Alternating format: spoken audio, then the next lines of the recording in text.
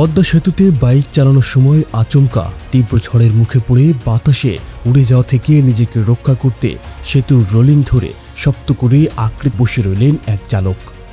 সম্প্রতি সামাজিক যোগাযোগ মাধ্যমে এই শ্বাসরুদ্ধকর ঘটনার একটি ভিডিও ব্যাপকভাবে ছড়িয়ে পড়েছে, যা ইতিমধ্যেই ইন্টারনেট দুনিয়ায় আলোচনার জন্ম দিয়েছে।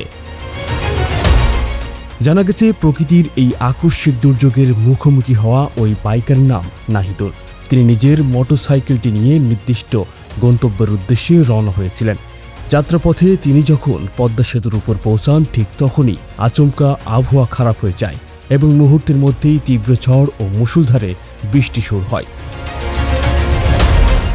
খোলা সেতুর উপর বাতাসের গতিবেগ ও তীব্রতা এতটাই ভয়ঙ্কর রূপ নেয় যে চলন্ত মোটরসাইকেলের ভারসাম্য ও নিয়ন্ত্রণ রাখা তার জন্য পুরোপুরি অসম্ভব হয়ে পড়ে। এমন ভয়াবহ পরিস্থিতিতে নাহিদুল কোনো বড় ঝুঁকি না নিয়ে তাৎক্ষণিক বুদ্ধিমত্তার পরিচয় দেন।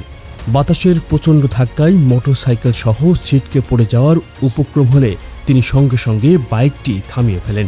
এরপর নিজেকে সুরক্ষিত রাখতে এবং বাতাসের তোড়ে ফেসে যাওয়া থেকে বাঁচতে দ্রুত সেতুর রোলিং শক্ত করে জড়িয়ে ধরে সেখানেই বসে পড়েন।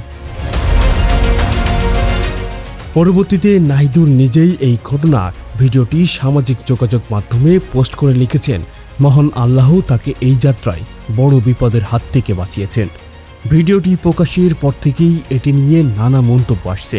নেটিজেনদের অনেকেই চরম বিপদের মুখেও মাথা ঠান্ডা রেখে সঠিক সিদ্ধান্ত নেওয়ার জন্য নাহিদুলের উপস্থিত বুদ্ধির ভূয়সী প্রশংসা করেছেন।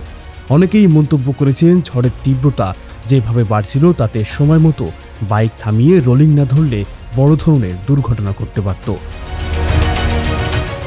এই ঘটনার পর দুর্যোগপূর্ণ কিংবা বৈরী আবহাওয়ার মধ্যে পদ্মা সেতু বা যে কোনো খোলা মহাসড়কে যানবাহন চালানোর ক্ষেত্রে চালকদের আরও বেশি সতর্কতা অবলম্বন করার পরামর্শ দিচ্ছেন সাধারণ মানুষ।